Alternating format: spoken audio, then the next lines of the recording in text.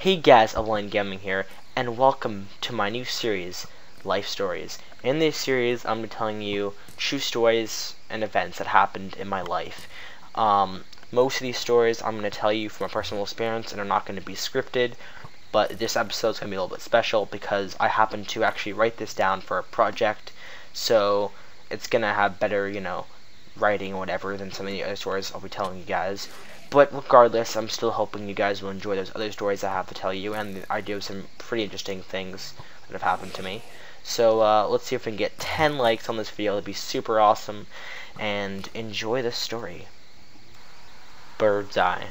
It was a warm summer day at my family's cottage. The water as calm as soup, yet cold as ice, like always. My dad and I decided to go for a morning paddle in the lake in our canoe. The heat from the morning sun was a oven, but it didn't stop us from getting our things and setting sail on the open lake.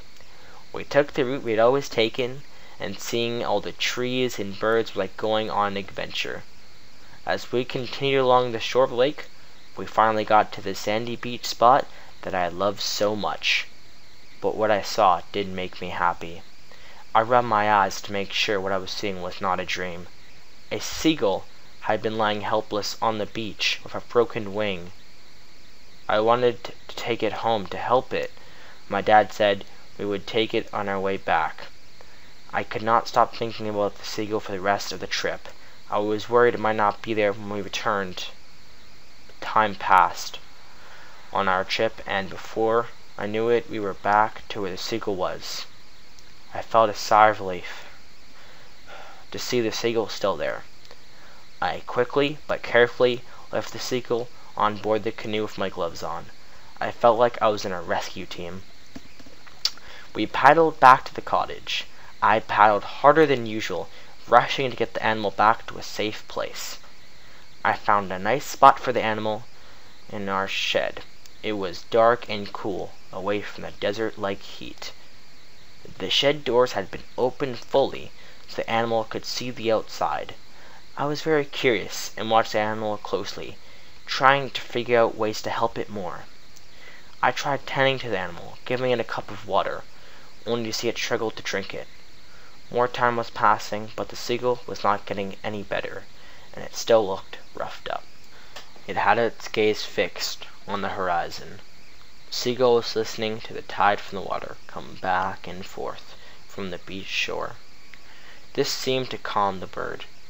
It then looked me in the eyes as it tried to thank me for trying to save it, but it knew its time was up. Its eyes shined with sorrow, and then it was like time had stopped. It was like I could feel the gaze from the bird hitting my soul. The seagull's neck then twitched, and I watched as the bird died. I was in shock because its death had happened so fast, and how the seagull was full of life moments earlier. It was not an underestimate to say I was shocked at how death had worked. After I came to my senses, I struggled to tell my dad about the bad news. I decided the only thing we could do was to bury the seagull. My father and I dug a hole big enough for the seagull to fit into near the front of the cottage. We placed the seagull in the hole and covered the dead bird up. Now every time I see a seagull, it reminds me of the seagull that I tried hard to save. I feel that while it may have left me physically, the impact it had on me will never go away. The bitter irony was, I had named the seagull Lucky, and it had died while I was trying to save it. Maybe I was lucky since I had tamed a new perspective on birds. I now had the bird's eye. Thank you for listening to my story, and thank you guys for supporting me. And I know the video cut out a little bit at the end here, but if you did enjoy my narration, please smack the like button, and comment on any feelings you have in the story, and that's all I have to say. And as always, guys, peace out.